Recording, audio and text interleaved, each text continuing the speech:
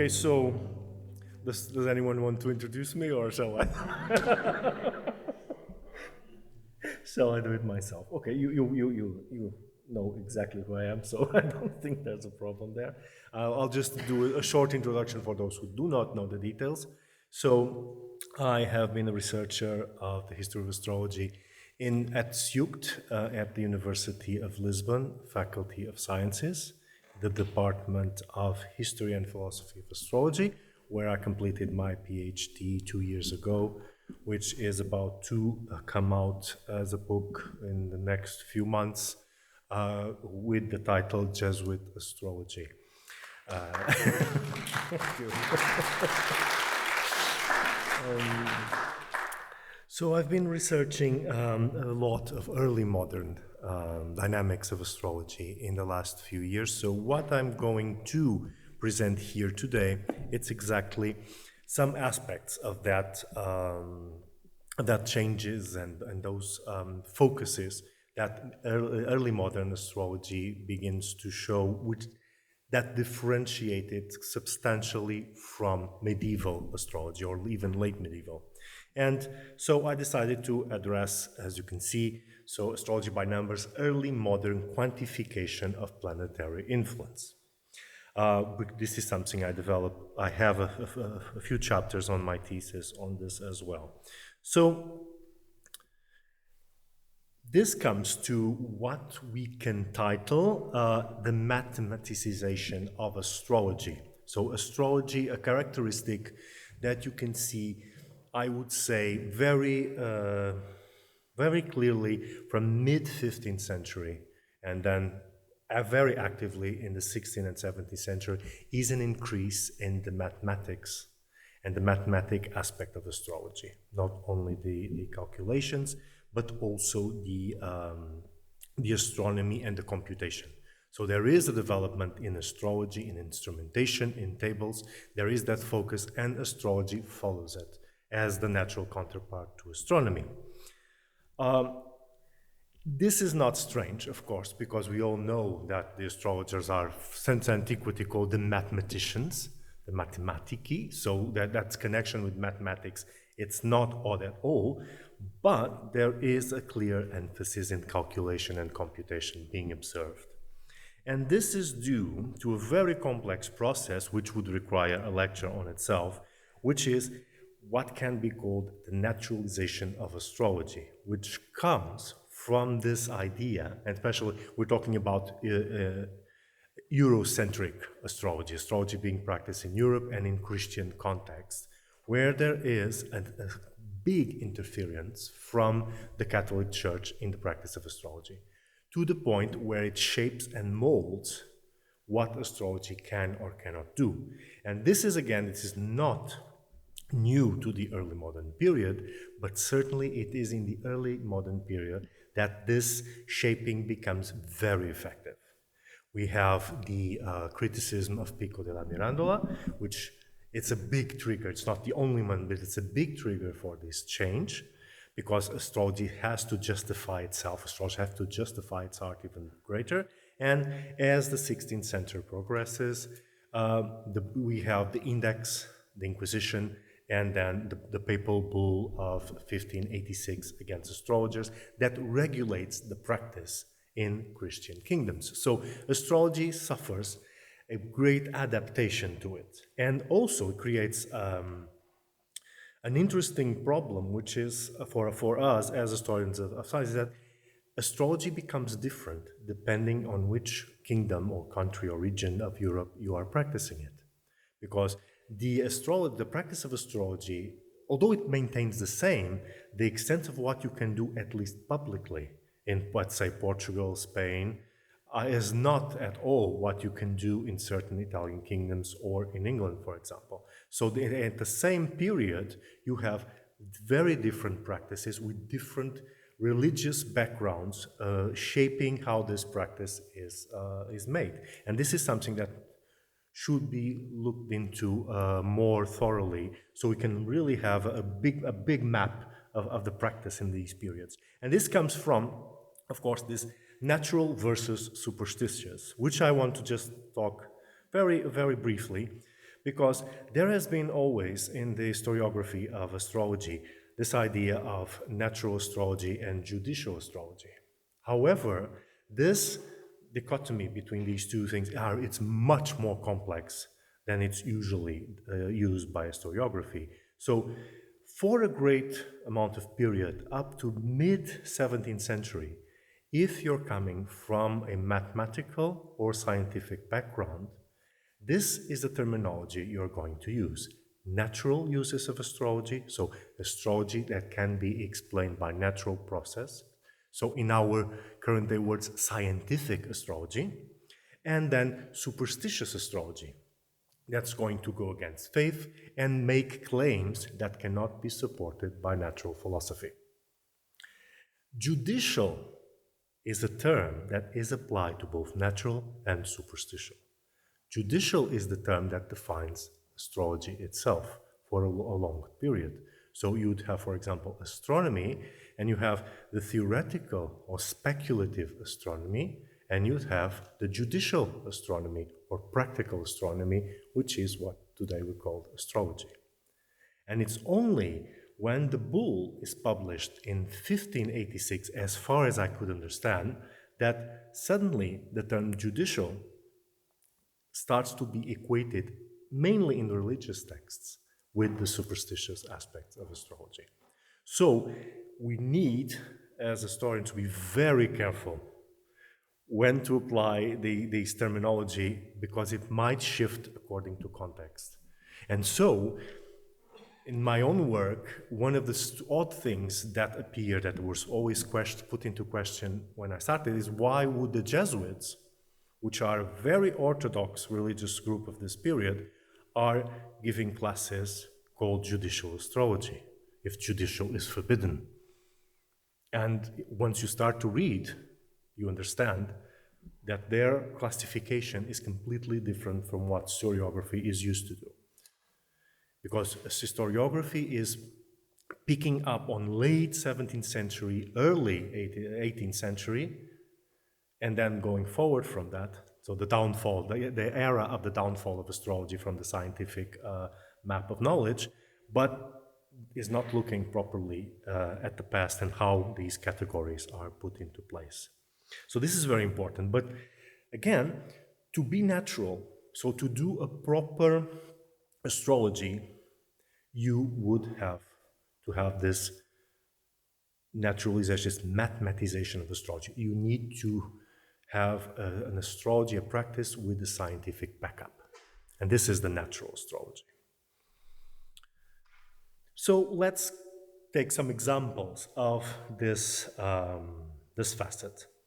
And mathematics, and I'll go into houses in a moment, but mathematics is often invisible to historians of astrology. Unless you come from an astronomical or history of mathematics or history of astronomy background, you're looking at astrology practices, you're not looking at the mathematics that is behind it. You're not looking at necessarily at the tables, you're not looking at the calculations, like for example Gunther was right now exemplifying. So sometimes you miss that technical aspect. And for example, the big problem of house division and house domification and why are they doing this or they're doing that, I think has to be answered in the mathematical aspect, in the astronomy background of the calculations, and not in the manuals of astrology. They're not explaining the calculation, at least the majority. They're just giving you the practice, and sometimes partial. So, and what we observe as well, because this has a background, is that this idea of mathematical precision, which we can equate to astronomical precision in astrology, already exists in antiquity. We can see hints of it. They are engaging into more detailed aspects of astrology, and other times they're not. But we've seen that examples of that yesterday. But we observe as the medieval period progresses, we have all the Arabic works, all the Latin works, there is a greater precision with the computation, a need for precision, because as Gunther exemplified, that precision is not always there, but there is an aim, a goal to have all the details as much as possible. So this is a very important facet. It's not yet clear why we don't find that so much in antiquity, but then we have to really think about this to construct this images, because we cannot accuse antiquity of being less precise than medieval period or early modern, because that's the thing is more complex, as we can see, for example, in the huge treatises of Ptolemy to compute the Almagest, to compute the motions of the planets, or even in a bit more odd elements like the Antikythera mechanism, which is an extremely complex object, which requires a great knowledge of astronomical precision. So why are not we seeing these precisions out in all spectrum of practice, and we're just seeing pockets of it? It's there. So again, the less testimonies we have, the difficult it becomes to really have a clear picture on this. But I'll leave that to the experts of that period, and I'll move on to the early modern period where this mathemization is taking place. One example is this idea of houses and optics. And this is something I'm coming from my study of the Jesuits, where they attribute, one of the attributions they made to the use of these of the houses and why the houses are active and can produce meaning in astrology has to do with the optics of it. So it is generally assumed that houses above the horizon are more powerful due to the visibility of the stars, and houses below the horizon are less powerful in a general term because the stars placed in there are not visible. Then the term, the angularity, so the idea that the angles are stronger, and then we have the succedent and cadent houses, which we see across all spectra of practices since antiquity. It's another way of placing power throughout the houses. However, why? How can we explain this by a natural process? It becomes very complicated. And one of the things that is proposed by some authors is the fact that it has to do with the obliquity in which the rays of these stars, the emissions of light of these stars and their properties, are angular to the horizon. So you either be perpendicular or right oblique to the horizon, and this would make them stronger. So the justification comes from optics, or an attempt at a justification, and the other remaining houses, because the inclination of the rays would be different, they become less powerful, or at least they modify the house meaning. This, of course, raises many, many problems, because it can explain certain aspects of the houses, but not the complete thing. And so what we see, for example, one of the Jesuit authors I studied on this, he says that it cannot be denied that by reason of the various places which the planets and stars successively reach above and below our hemisphere, there is in them a diverse manner of influence, with more or less efficacy in this inferior world, insomuch as we manifestly experience that when the sun rises or sets on the horizon, striking us with oblique rays, it is less efficient than when it is perched high and placed in the meridian and reaches us with straighter and perpendicular rays. This can also be seen in mirrors or visual rays, because the same visible object, when seen from different places, is represented in different ways and with lesser or greater knowledge. So he's trying to make an equation here with optics, which is a growing science at this period. Then he says, although the places or locations that the planets and stars occupy in the heavens by means of the motion of the first mover within the space of 24 hours are almost infinite, nevertheless, with great art, the astrologers choose 12 and name them celestial houses. So he's saying that we have a great number of angles that the light can reach us, but astrologers are choosing with great art these celestial houses. And then They say that despite of what we said in the beginning of this chapter, which is what I just read, the efficiencies and astrological meanings that the authors give to the 12 celestial houses seem impossible. First, speaking of the causes of the heavens in this inferior world, Aristotle says that the same thing, while it does not change its very nature, will always produce the same. Therefore, the same part of the heavens remaining itself will cause the same effects, and yet the astrologers want that the same part of heavens, while not changing its nature, may cause different or even opposite effects. Therefore, the doctrine of the celestial houses is false. So in these deeply religious aspects, they cannot find a proper natural justification for the stars.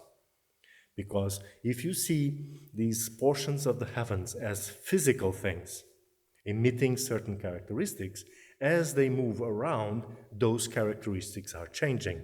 So whenever whatever is in the 11th becomes the 10th, it changes its meaning. Then it falls onto the 9th, it changes its meaning. And so that would create a problem of explaining this through the Aristotelian process. And so, what they do is they eliminate as much as they can the meaning of the houses. So they basically, in Jesuit context, which is highly mathematical, they only use the houses to measure the angularity of the planet and the strength of the planet. They think that the meanings are completely useless. Also because if you're predicting, let's say, anything on the future children that you're going to have or not have, which are attributed to the fifth house, that is infringing on free will. Because the children's destiny, it's their own. The future of if you're going to have children or not is up to God, so you cannot do prediction on that without infringing free will. And this eliminates, I would think, 90%, to be optimistic, of natal astrology.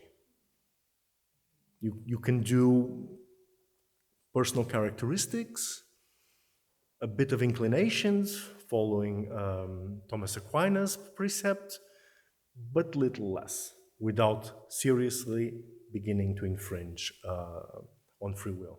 That's why, for example, in this context, horary astrology or interrogations is completely eliminated, because there are very few questions, if any, that you can ask that are not either infringing on free will or giving you the ability to know the future in advance or know secret or hidden things that you could not know. And this is a violation, either a violation of free will or, according to the church, it would imply the interference of a demon to give you the correct answer.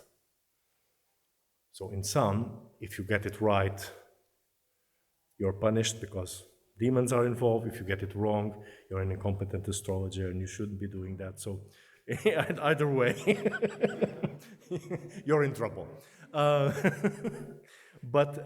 this is very, very interesting because it forces astrology to shift and adapt to these restrictions. However, this is very difficult to do.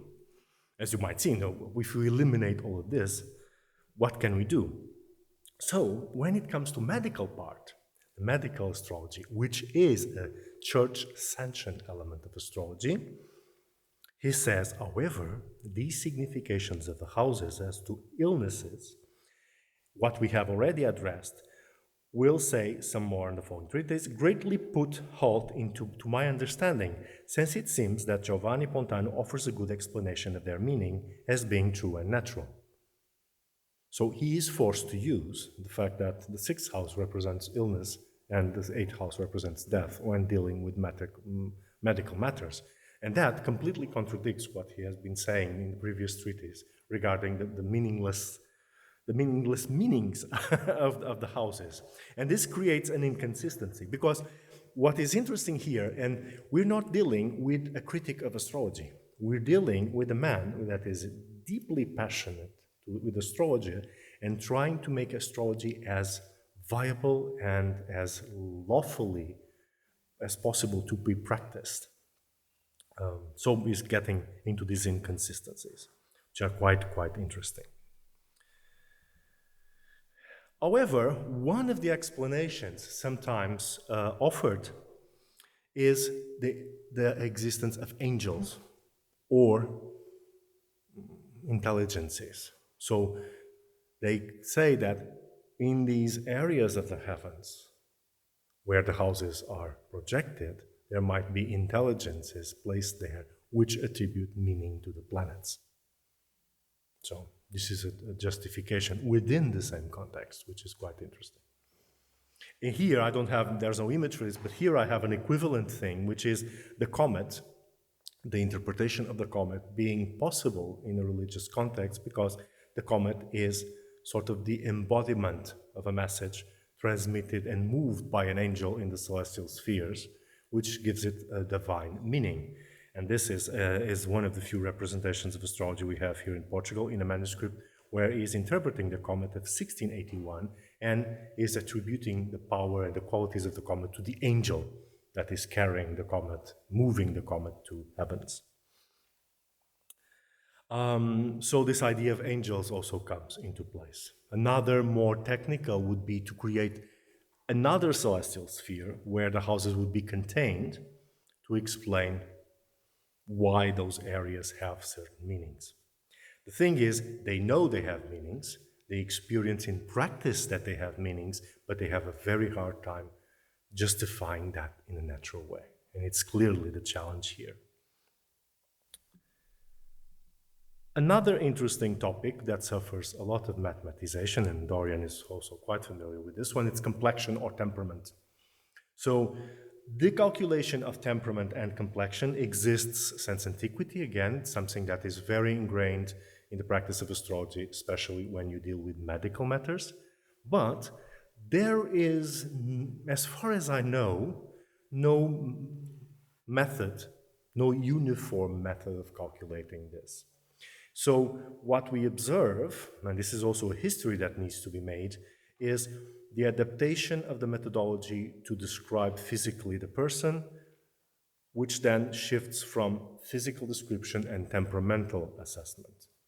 So when we get to the early modern period, we start to observe methods, more mathematically, more structured methods, as we see here in Origanos, where he has, no, this is Garceos, I think. I'll see it. I think this is Garceos, where he has the horoscopos, so that's the ascendant, the lord of the ascendant, the southern node, the square of Saturn to the ascendant, the sextile of Jupiter to the ascendant from Libra, the other from Scorpio, moon in Capricorn, the lord of the moon. So he's gathering all these testimonies and he's doing a computation of how much of coldness, heatness, humidity, or dryness they are conferring and bringing into the calculation. And then in the lower image we have a quantification of all these contributions in order to assess a temperament. This is something that is typical, as far as I'm aware, from the 16th century. I have never seen it before, not in this structure. Perhaps late 15, we would have to see. This is the one, that's Origanos, this is Garceos. Again, the same kind of structure, where you are placing the several testimonies and then you are making a weighing of the different amounts of hot, cold, wet, or dryness to assess the temperament of the individual. So what is happening is they seem to be adapting something that is not clearly mathematical or quantifiable. It's something that you sort of use the same elements and try to figure it out, and then they are quantifying. And then you're going to see in manuscripts similar testimonies, and here is a Portuguese Jesuit manuscript where he's teaching this, and this is his example, again, following the same line, and you can even see the little circles he places in the empty squares, exactly in the same way as Garceos and Origanos are doing. So there is a culture that is trying to create a methodology which I assume they want to be uniform, so everyone is computing things the same way, in the same manner, so that the practice becomes more structured, more ordered. How exactly is this emerging? I still have to find out. Who is proposing this? Is it someone? It is something that appears in different places at the same time? Is there a school that proposes this kind of computation? That it's still to be addressed, and I hope to be able to know more when this becomes a paper. And now my crown jewel, if I say, it's the accidental conditions. So we have heard, as the first talk of this Congress, David just on essential dignities and the Almutin. Now we're going to the accidental conditions. The accidental conditions, which are derived from the movements of the planets, and sometimes, I'm not sure if this is a universal use, but in the context of Catholic materials, you see them called the passions of the planets. And passions in the sense as the passion of Christ, the path. So this is the path, the movements of the planets through the heavens, and what they will suffer according to their position and movement. So accidental conditions are a long list, and I'm not going to give it here, but we assume that the idea of computing comes from exactly the computation of essential dignities. So at some point, as we heard David explain and talk about, this formula of attributing a score of dignity or debility to the essential dignities appears. Probably, I don't know, late 8th century, 10th, somewhere around that era this appears. That's still to be found out. And we find, for example, this in Al-Biruni, which is quite interesting. He says that the dignities have a certain order of precedence. Most important is the lordship of the house, next exaltation, then term, then triplicity, lastly face, and so a certain scale of numbers has been assigned to them. That is, 5 to house, 4 to exaltation, 3 to term, 2 to triplicity, and 1 to face. And you can see exactly the difference here between triplicity and term. We're going to find in the later tradition 3 be given to triplicity and 2 to term. Here he's shifting. And he says the dignities of the various planets may therefore be added up and compared with each other so as to see which is preeminent. It is related that an authority on this subject assigns, and then he gives a different system, 30 to the lordship of the ascendant, 20 to exaltation, 10 to the lordship of face, 5 to that of term, 3.5 to that of the triplicity, 4.5 to that of the hour, and finally to the sun and moon, whichever is lord of time, as much as to the lordship of the ascendant. The figures are then added and compared. This is a practice of the astrologers of Babylon and Persia, who regard the lordship of the face as very important. And so here is a testimony from another system that existed at some point. And he attributes to the Babylons and the Persians. But then he says this very interestingly, but among the astrologers of the present day, the triplicity is regarded as having precedence over term and face, and indeed, the latter is often considered of no account. So this is answering 2 questions that came up in David's lecture, which was the fact that they are giving 3 to triplicity and 2 to term, and then that sometimes they completely forget the face, which, as we discussed here earlier, might be Ptolemaic influence because he doesn't mention them. But here we see sort of a small account on how at the time of Al-Biruni this was going on. And of course, the latter prevailed. So following this idea of giving points and giving scores, we move again to the accidental conditions. which I just have here a few, and these are the ones that are feature more prominently in the books and are given more importance. Angularity, so the placement by house, as I discussed, if it's angular, succedent, or cadent. Relationship with the sun, which can be approached to proximity, so being under the rays, combustor, or Cassini, which you've seen here before. Position towards the sun in terms of oriental or occidental to the sun, so rising before it or setting after it. Then we have movement, direct or retrograde are the most known ones, but then we have fast or slow, or a southern or a northern latitude. These are less considered, but still important. And then we have similar things like the idea of similarity, that in certain conditions, the planets have a similarity to the sign or to the house they are positioned. And so we have concepts such as ease and contrariety, which have to do with the planet being in a sign which is of the same gender as the planet and in the same condition as it belongs to the sect. So, for example, a feminine planet such as Venus would have to be in the feminine sign and in a nocturnal position in the chart to be considered in Hais, which is a corruption apparently of Hieresis.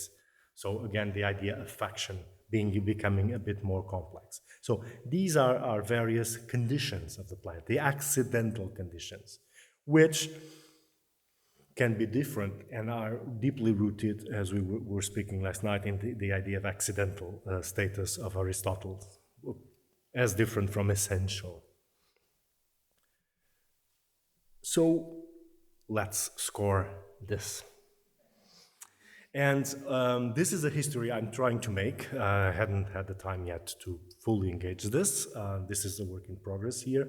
The first table that I am aware of these computations is this one by our friend Shona, who was just mentioned earlier, and which saw his selfie with his ascending sign, where we have this structure. And as you can see here, what he's doing, he begins by attributing scoring points to the houses, so the position by houses, of course, being in the 1st or 10th, having 5 points of dignity, and being in the 12th as the counterpart of 5 degrees of debility, and so on. I'm not going one by one, I promise.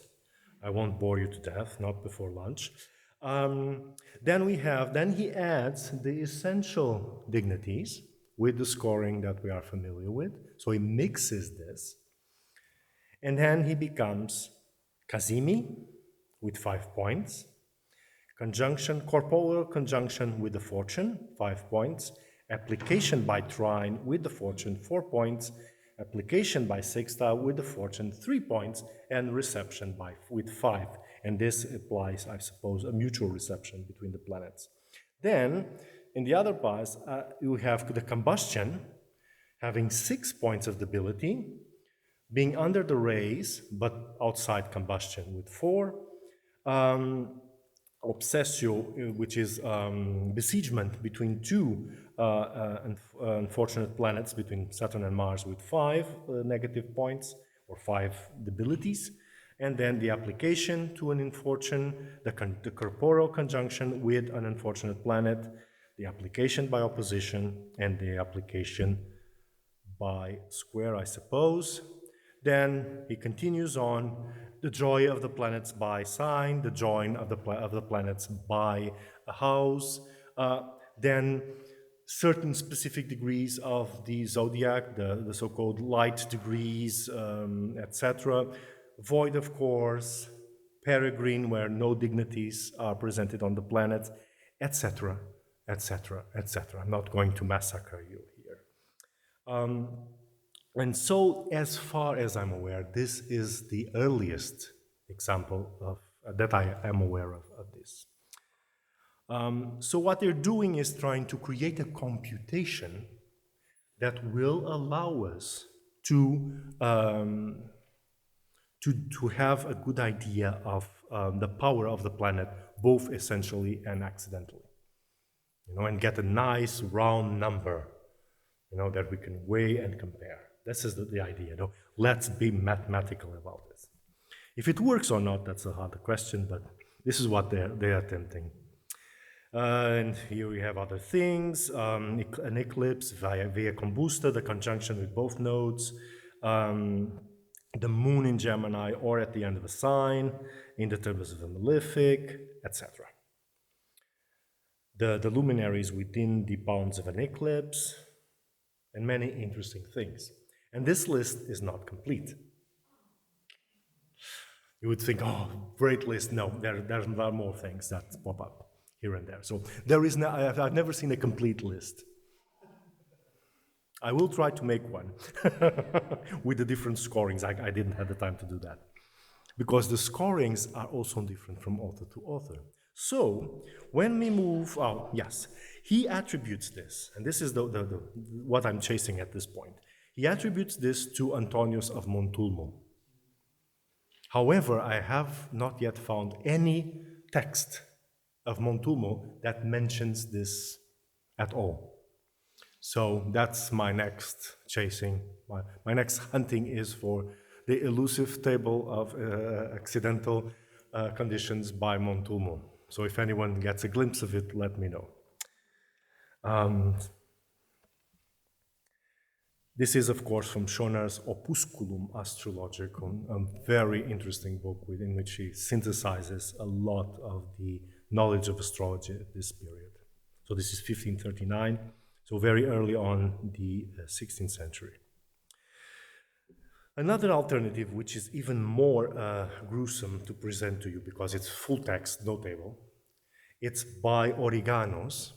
And I bring it here because Origanos gets even more pedantic with this scoring. And what he does is, he does more or less the same, giving slightly different punctuations, but he starts scoring aspects. All aspects. So, for example, you have, again, if there's a trine with Jupiter and Venus, which Schonner mentions, you have 4 points of fortitude. But then he adds other things. Let me find them. For example, Jupiter with the moon, 3 points. A trine of Mercury with the moon, Saturn, and Venus, 2 points. It goes on and on and on, So, example, of squares from the malefics, 4 debilities of testimony are given to the planet. So the square of Saturn, square to Saturn or Mars. The moon and Mars, 3 points, also to the moon of Mars, 3 points to the square to the sun and the moon and Saturn, or Saturn and the sun also square. So this is quite complex. So, for example, conjunction of Mercury, of the moon to the sun or Mercury, 1 point, etc. So this gets obsessively computational to the point where you would spend hours to score all of these things into a single chart. This is the most complex one I've found yet.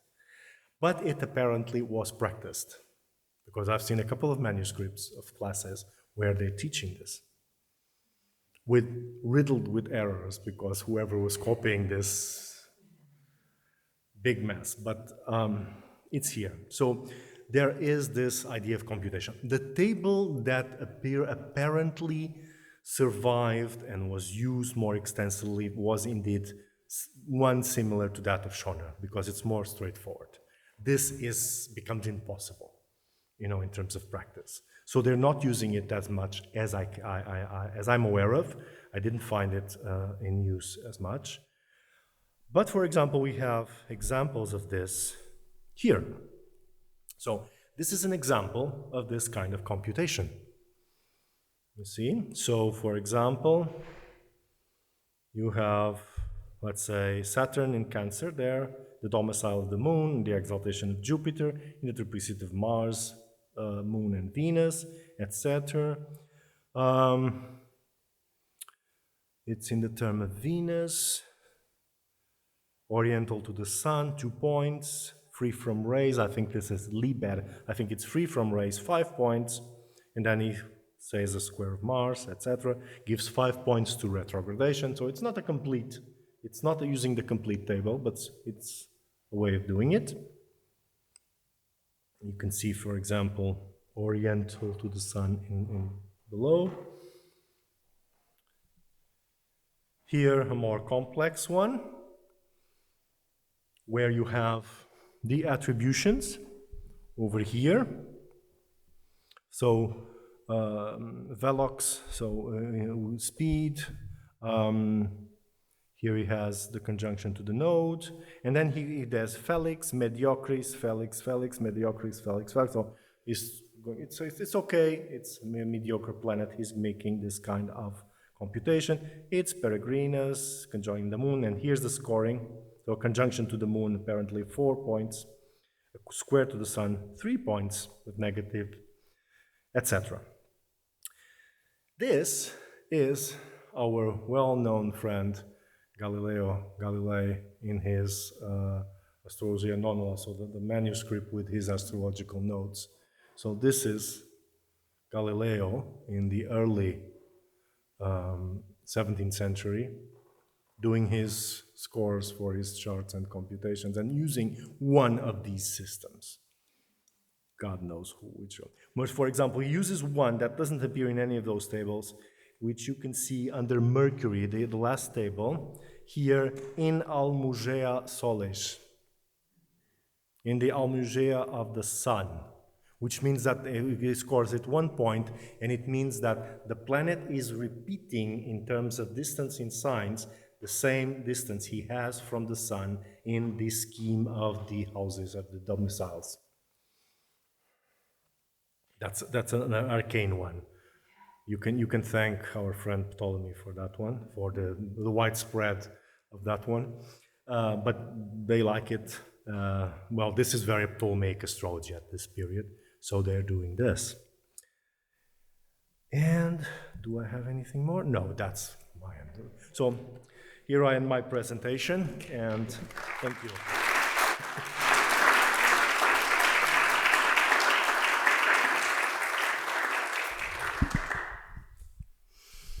Any questions?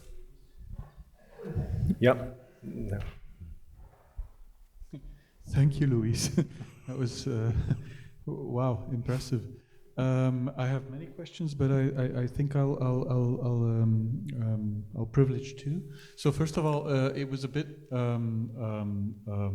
ironic, I suppose, that the Jesuits should choose to build a joint astrological hermeneutic program on Protestant materials, on Lutheran materials, very often. Were any of their sources actually on the index? Oh yes. Yes, so that makes it doubly ironic. Oh yes, yeah. Okay, anyway, it's inconsistency incarnate, you know. Well, I don't know if it's inconsistency, but there's been some work recently about exactly the reuse of indexed materials at the heart of 17th century Catholic knowledge culture. So it could tap into yes. Very interesting I can tell you a lot of interesting things on that. For example, Oreganos. When it comes to Oreganos, which he's using extensively with this kind of computation, he says he explains a lot of things, interesting things, but it is forbidden. Yeah. Or this topic is forbidden. Yeah. And it goes like this, and then he explains the whole thing. You know, but you can't use it; it's forbidden. So you have that kind of thing. Yeah. And my second question is also a bit about the wider ramifications, because when you were talking about optics and about that very interesting, I mean, there's a lot to be said about their dommification. I'd love to hear more about it. But so in that old book, well, old now, by Peter Deer, Discipline and Experience, in which he sort of does a kind of historical epistemology of experience in the 17th century, the Jesuits play a major role because, according to Deer, they're the guys who pioneered neologisms like physical mathematics. Mm-hmm. And I couldn't help but think of that particular game they're playing at that particular point in time when you were talking about dommification and the difficult the difficulties they have in squaring physics and mathematics, as it were. So I was wondering how much of the broader physical mathematical culture of the Jesuits is in the background there, was my second question. Yeah, it's completely, because these are the Jewish mathematicians who are doing this. Right, exactly. So this is the professor of so mathematics. it's wonderful that we should have an opportunity via your work to actually move astrology into that realm of research. Exactly, as well. and one of my arguments is that what they were doing with other fields of science, renovating, experimenting, it is a group, not all of them, but there's a group of them that's doing the same with astrology, or attempting to do the same with astrology. It's great. Thank you.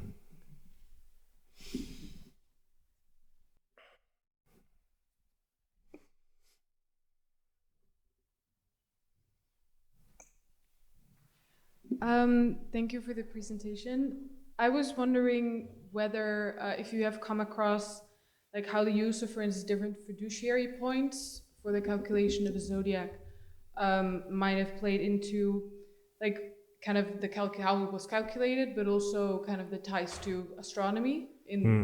I know that around the time of Ptolemy, there was, for instance, like there are a lot of different astrologers who use different fiduciary points in the 0-point Aries. And I also know that it kind of like lives on, but because Ptolemaic astrology kind of got such a big influence.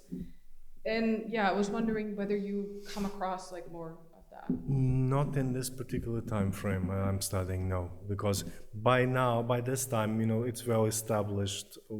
The markers of the beginning of the zodiac are quite well established, so they might discuss that historically. I might have come across that discussion historically, but they're not using it or applying it in practice, as far as I know.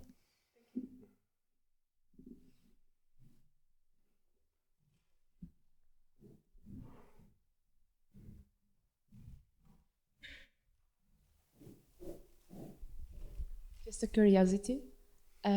Why do you think, I think it was Mars, conjunct to the Moon, why attributed -4 points?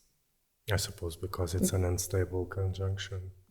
There would be enemy planets. But specifically because of the sign it was in it? Or just No, because of the this moon? is just the aspect. He's scoring just the aspect. Why exactly, I don't know. You'd have to resurrect Origanos and ask him. But I assume that because Mars and any combination between Mars and the Moon would be unstable, so... Thank you.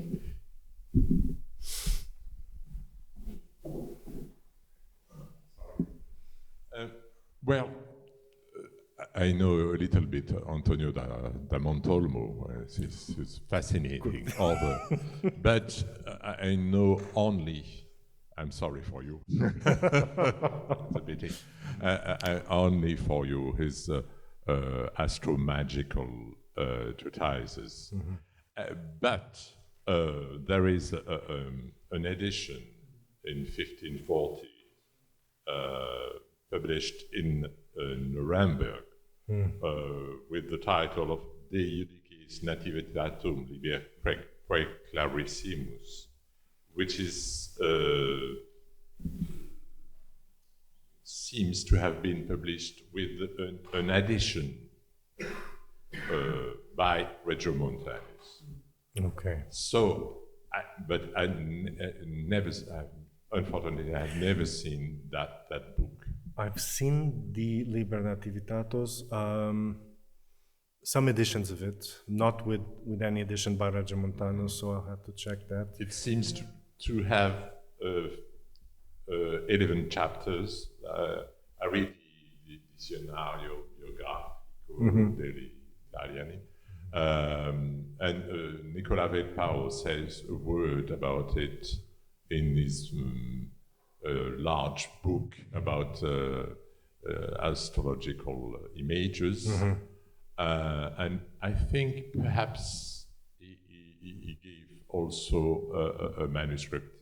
So okay, check it. It would be very interesting. This is a dream of mine right now, fantasy of mine. Would be if this would come up with with magic, you know, they're doing the fortitudes of the planets for magical practice. That would be, but we can only hope. But thank you. Thank you, Luís, for the presentation. I have one question. I'm interested on the interpretation of the figures of the amount that each planet has been assessed. Is it done merely as measurement of its strength in terms of productiveness, operativeness, or it also means strong and positive? I mean, is there this not only quantity but also quality coming from the number? Yeah, that there is the inference of quality as well. The stronger the planet, the more power he has over the chart, and the more positive he is. There is an implication that I forgot to mention, which is very important here, is that David spoke of the Almutant of the Nativity as being a scoring between the 5 illegal points with several variations on the computation, which give you the planet that is the core of the chart. We've seen that coming from antiquity, and Dorian has wrote about it, and it evolves into that illegal point system that we see. When these tables become popular at some point, it shifts, and they start calling the Almutant of the figure or the Lord of the Janitor, which are named for the same thing, to the planet that has the greatest scoring in these tables. For example, William Lilly, which is 100 years after this table, is doing that as a standard. So the ruler of the janitor changes, and there's a change not only in the computation method, but also in the philosophical principle that is behind it. I never seen them discussing it. But one thing is to go to the illegal points for a planet that has a greater power. Another thing is just making a straight computation of strength. It's different. It's going to give you different philosophy around it. Curiously, this might have been in contention at some point, because my earlier authors in the Jesuits, what they do is they do the table as they teach, and then they go to the illegal points and says, but then we compare the strength of the planet with the ones of the illegal points to even out which one is the strongest. So they're stuck in between two systems, which is quite interesting. There's a hybrid method in there somewhere. Where exactly that is within the transmission of knowledge, I still have yet to determine, but you have all of these things. So because when you change the nature of a method, you change the interpretation and the consequence. So but to answer your initial question, yes, there is an idea of strength, but also of being better in that sense. Any more questions? Levante didn't make a question. Oh, Yes, Levante. not a disappointment.